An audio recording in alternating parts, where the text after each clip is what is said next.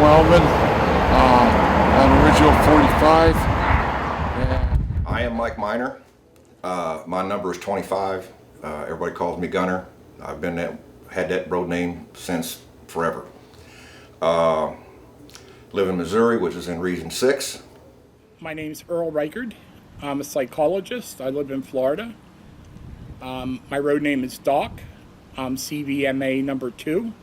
I belong to the Florida chapter FM 20-5. First vice president for the CVMA. I was the second president for the CVMA. I've been now Okay, I'm Joe Causey, aka Whiskey Joe.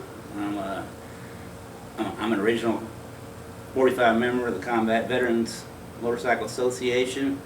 I'm member number 14. I live in South Texas. I'm a geophysicist, geologist. I got married after getting out of the service, and my wife asked me if I would put my motorcycle away because she didn't want me to get hurt while we were raising a family, so I did that.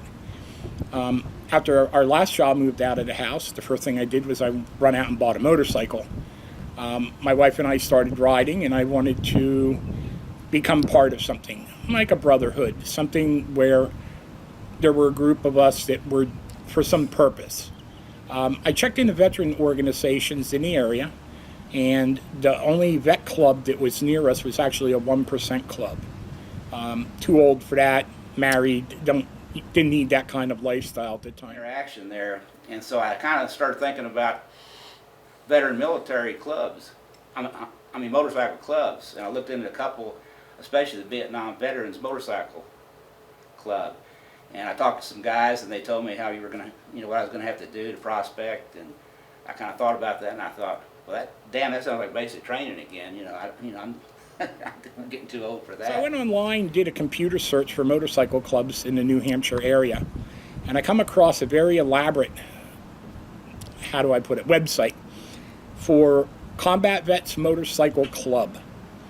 It had chapters in every state. You had to be a combat veteran to join, so I called up the person who was in charge, a guy named Iceman in Georgia, and he told me that they were just in the process of forming a chapter in New Hampshire.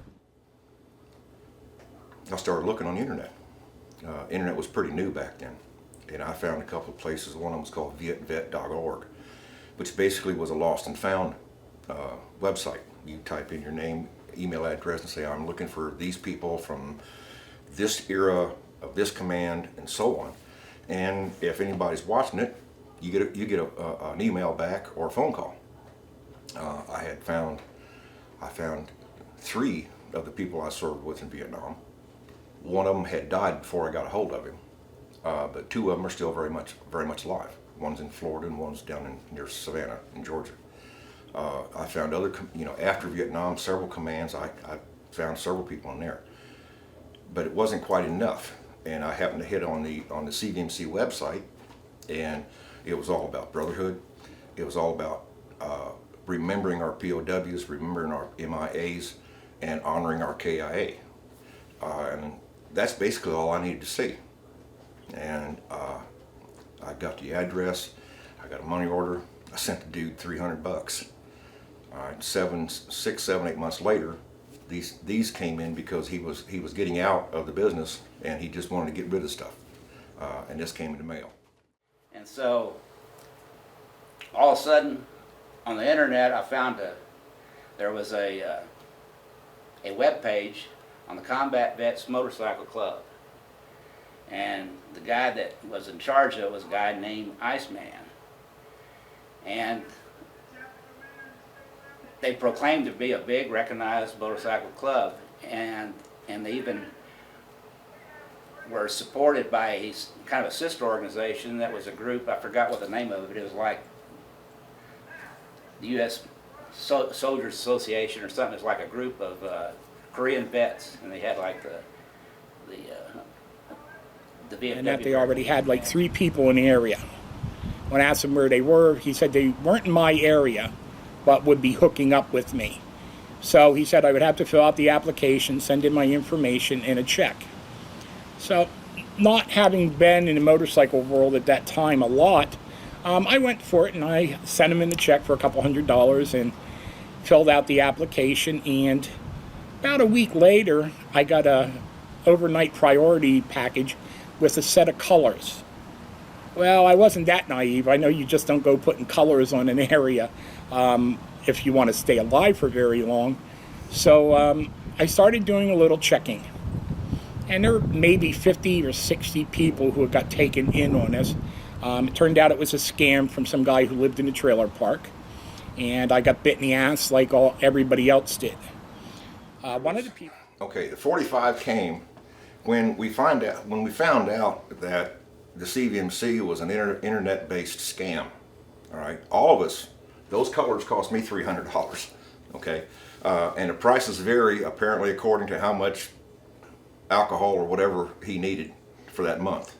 And there's 3 or 4 designs of this because he was continually changing the design in the hopes that the MC world would accept the new colors. This is why this one has a VMC. These colors was a patchwork assembly because he didn't have all the patches from like you see where it says combat vets at the top. It was after that he took whatever he could find and put the colors together, and that's what he shipped out. Okay. Had a real elaborate web page, and Iceman said, that they were really kind of helping fund, the CVMC. The CVMC had all these members and was accepted by all the motorcycle clubs, and that you didn't have to prospect. He said your service as a combat vet was your prospecting. And at that time, the only requirements was you had to make the run for the wall every year, which not too soon after that he changed to every 2 years. And I thought, well, that's not much to sacrifice, to be a member of an organization like that. So anyway, I sent my money, my several $100, and he said the 3-piece patch, and at that time, the main members that I knew that already existed was Doc and Tweety Reichert. And of course, like I say, when we found out, his name was John out of Florida, wrote us a letter and said, I'm finding out this guy's a complete scam artist. He has not cleared us with any MCs. As a matter of fact, he had visitors to his home. I don't want to say trailer park, but I think it was to his home in Alabama. And they threatened him there. Either you stop doing this or we're going to help you along the way. One of the people contacted me, I believe it was out of the Missouri area, where there were more people than New Hampshire, and said, why don't we turn this into an association? The reason we did an association said motorcycle club is it was a lot easier to grow it and get accepted. I don't know if you're familiar. I rode in a couple clubs. It's not that easy just to form a new club in an area without going through a whole bunch of stuff. And it was such a scam, he tried even to tell us that we belonged to the American Motorcycle Association, with the 1%ers basically absolutely don't even, they don't exist. Okay. He sent us a picture of him holding an AMA patch, but his back was to the camera, so you couldn't see who he was. Okay, and that was the final straw for me to say this guy's blowing smoke. And, he had been questioned about if we were really recognized by the motorcycle clubs around at that time, and he started kind of being fishy about it. And he said that they said it was going to be all right if we switched the MC patch with a Vets patch, and he sent us this Vets patch. And then he said that if we changed the USA on the bottom to an association, it was going to be all right. And then there's something about it. He came back and said that that it was going to be okay if we all joined the AMA, American Motorcycle Yeah. Association. and he got these patches for us to wear. And I remember that sounds weird. So anyway, I talked to Iceman several times, and I'd made plans to make the run for the wall, the 2001 run for the wall, and it was the first year they had what was called the Southern Route. And I told him that, and Iceman said that that he would meet me in Meridian, Mississippi, because he had been asked to lead the group across Alabama, because he was stationed in Alabama. Okay, so right before that run, a bunch of the members started talking to each other through the internet, and we found out that there was discrepancies in this guy Iceman. He told some of them that he was an ex-Special Forces, some of them he was an ex-Marine Sergeant Major, and Doc Reichert was the main one that called me up and alerted to me about, there's something really wrong about this. There's something funny going on. Okay. When we confronted him on that, he basically says, I'm going to resign. And what he did then was he took everything that he had, all the records and stuff that he had, and shipped them over to Daddy Dog down in Lake of the Ozarks. When we tried to figure out how many people were out there, the only thing we had to go on was the email that he sent that listed 45 members. Okay, so we counted up the email address and says there must be 45 of I us. joined the AMA because of that. And anyway, it got to be the time for the run for the wall, and I left. And when I got to Meridian, Mississippi, he wasn't there. And we'd been wondering about that, because it was coming to light that this was a phony, he was a phony operation. He was just taking money. And so I called Rick Mabry, Daddy Dog, and I told him he didn't show up, and Rick told me that he had talked to him, and he was probably in hiding now because the motorcycle clubs were looking for him. And he had sent all the information to Rick, everybody's 201 files and all the stuff, when they joined. And I told Rick, I said that after I run for the wall, I was going to come back through Missouri. He lived on Lake of the Ozarks. So we decided to start an association, and 45 of us made that decision to do so. There were more people than the 45 of us. That was one of the questions that you asked. But there were only 45 of the group that decided to hang in there and turn it into an association. And at that time, the main members that I knew that already existed was Doc and Tweety Reichert, and a guy named Wishbone, and Terry Ellis, and Rick Daddy Dog, who later became the first CVMA president. The forming an association I had very little to do with. Unfortunately, I was the only person in New Hampshire who was stupid enough to send in my money on the internet. Most of the people were in the Missouri and Kansas area, so they did most of the work of bylaws and how it was going to run. They did keep me in the loop, in my opinion, and I voted, but they were the ones that really did more effort. And I'm sure some of them will be doing this video and can give you more details on that. Spoke up, but I've never met any of them. Okay, and like I say, of the 45, and it's pretty much like it is in any organization, of that 45, 15 maybe had something, or 20 at the most, had something to directly input in getting the CVMA started. So anyway, after the Run for the Wall ceremonies, I came back through, and I stopped in Missouri, and I met with Daddy Dog and Gary Boyce, Ice Cube. He had just kind of joined, and he and his wife, and Daddy Dog and his wife and I, we kind of had a barbecue and talked about about carrying the association on, and Daddy Dog had planned to have a meeting in about a week or two, an organizational meeting, which turned out to be what they called the first nationals. And I told him, well, I can't come back up from South Texas that quick, but they had my support on anything they wanted to do. Anyway, they had a meeting and kind of selected, the president was Daddy Dog and the vice president was Gunner. The history of it pretty much goes, we took the CVMA colors, or the CVMC colors, we took the bottom rocker, which was a USA patch, because the VNV then said that belonged to them.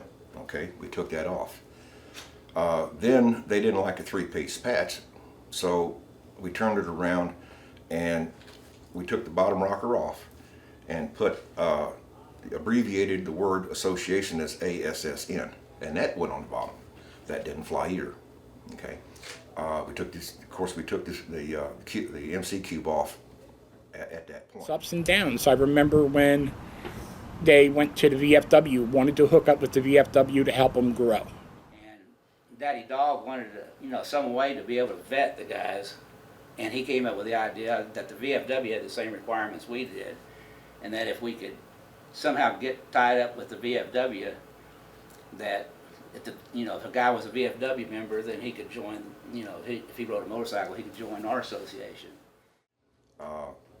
Then we got the idea. Well, a lot of us are VFW members. A lot of us weren't. All right, and a lot of them got treated just as badly at the VFW coming back from Vietnam as some of the Korea vets did after the Korea War was over. The VFW said basically, you guys weren't in a war, so therefore you don't qualify, and they shoved us out the door. And at the time there were some guys. One was that guy, the blind man, because he was a big VFW guy back, up in the Northeast of New England. And he said, you cannot do that. They won't let you do that. And when it got to the point to where it looked like we had a done deal, that all we were going to have to do is take, the circle patch that said Combat Vets Association, and then everybody would have to buy their own VFW. Join the VFW, join the VF, that small circle, and then sew it in. But the way it was structured, they couldn't manufacture the whole thing themselves. The CVMA had to make the round thing, and then each individual VFW member had to buy the centerpiece, and that kind of made it difficult patch to put together. And that's a good point to bring up, is the VFW National in Nashville. We were invited to come down and support, they call it the Vanderklut Run. And it was Mr. Vanderklut's wife, Joanne, who basically asked us if we would support that. And we did. And we thought it strong enough, because we were trying to get the VFW to accept us as an affiliate organization. We told everybody that we had, it's very, very important that you be here. Out of 80 plus members, 44 of them showed up in Nashville. And this is from across the country, from Maine all the way down to the West Coast. In my estimation, it was the biggest group of the people that showed up for that run. Okay, I think we scared them, because when I got the letter from the, I don't know if he was a commander or the adjutant general, he basically said, because he saw people in these black leather, well worn, road dirt, the whole 9 yards. They looked at it and goes, well, we were more looking for an organization akin to the Shriners. And I'm sitting there going, oh goody, everybody's going to ride a white Harley Ultra, and we're all going to have white silk jackets, and we're going to all learn how to ride really slow. No. Patch to put together. And so anyway, it looked like we had a deal with headquarters, because DFW headquarters, because they invited us to to lead. They were going to have a motorcycle ride at that 2002 convention that was in Nashville. It was at the Grand Ole Opry, big center, and they wanted us to lead the motorcycle ride. And we had, we all had our patches. We were all VFW members, and we we showed up to that, to the convention. And when we would get like in elevators, especially back then, the CVMA, as you know, just like now, it's a pretty wide cross patch of people. We go from one extreme, hardcore bikers to to businessmen. And the thing is that the members don't notice this. Everybody's the same to them. But when we get elevators we got some funny looks from some of the delegates at the the VFW. There were the straight VFW Yeah, members, and- okay, that didn't ride motorcycles. And so later on, we got that. They got the letter back from them saying that they didn't want us to belong. They wanted to have a motorcycle organization, but they didn't want it to look like us. When we finally decided to break from the idea of getting the VFW to grant us recognition and affiliation. What we had done originally, and let me take this off here so it gives you an idea, because it's only stapled on there. This is what we started out with, okay? What we did is, because we were VFW members, and their bylaw says a VFW member can put his patch on, and wear it and display it in any way possible that he wants. So what we did is we took it, put it in there just like that. And that was our second patch that we wore for probably about a year and a half. When it got to the point where we knew the VFW was not going to give us affiliation, that they wanted to change our name, they wanted to change the patch, they wanted to change how we did things, okay? We basically all said, not no, but hell no. And I came home and I took my knife and I stripped that patch off of there, okay? And I still have a couple of these blanks. So, and that was the way it went. I basically told the VFW in no uncertain terms that when we had our initial meeting with the VFW, the first question out of their mouth was, how much money do you think you can raise for us? And I said, Dog and I looked at each other and I looked at him and says, I'm not raising a damn dime for you. I says, I'm trying to show you how to start building up your membership here, and you're worried about, how many dollars. And I talked to the other board members then, and I said, okay, I'm getting ready I was still vice president. I said, okay, I'm done with the VFW. What do you guys say? And everybody basically voted the same way. We need to get this stopped. So the first thing we did was we took the rule, you had to be a member of the VFW out of the bylaws. Okay, all of a sudden, like this, people started joining because we had people back then that could not stand the VFW. And so, some of the guys, like the blind man, had already been really pissed off about us doing that, and he quit right then. He's not original 45 now because he just flat said, I'm out of here. And so, Daddy Dog asked, for some recommendations on, how we wanted our patch. We had everything in the world from what about the original kind, and I know we voted on it, but it seemed like Daddy Dog was the one that really decided on the patch we have now. It's kind of like it didn't matter what everybody else said, which turned out to be fine because it's a good patch. The thing about it, when we decided to go to the skull, people don't realize there was probably 14 or 15 different ideas when that came about. Whose idea was that actual skull? What do you mean? The skull that we use on our This patch skull? today? Yeah, who actually came up with that that? skull was given to us by one of our original 45 up in Maine. His name was Woody. Okay. That was his logo for his bike shop. Ah. Okay, and he gave it to us, and it says, you're free to use this. So we had it, and that was a part of the original patch. And when we changed over to the black and gold colors, then it was eventually decided by Daddy Dog, that heck with the rest of this stuff, because like I said, we had some pretty good ideas.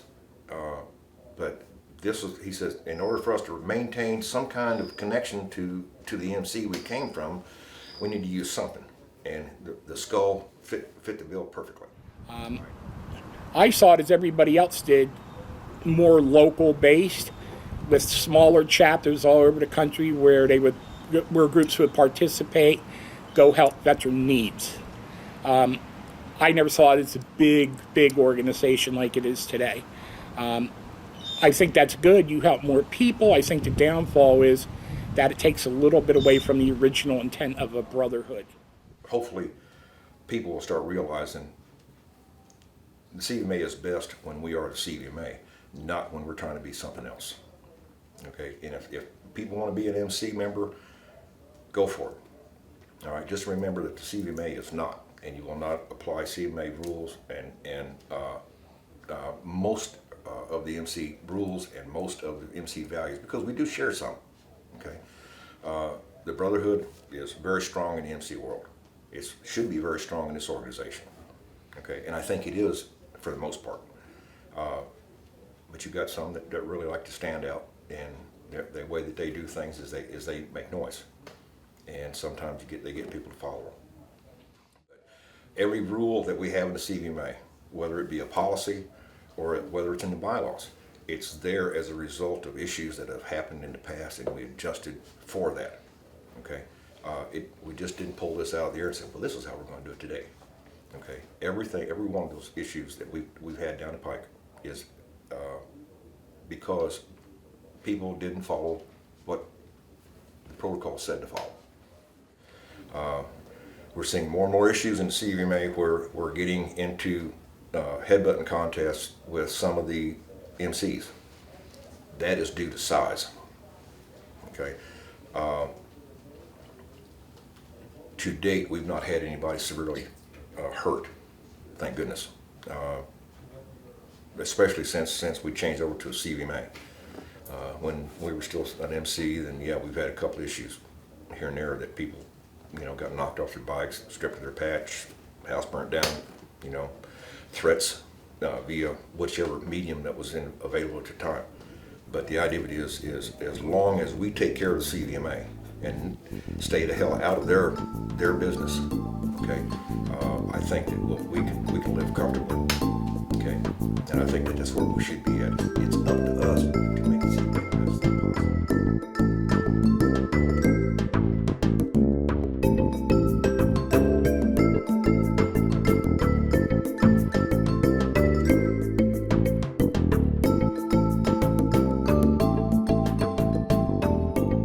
I hope I've answered the questions that you've had and hope to see you on the road. Have a good one.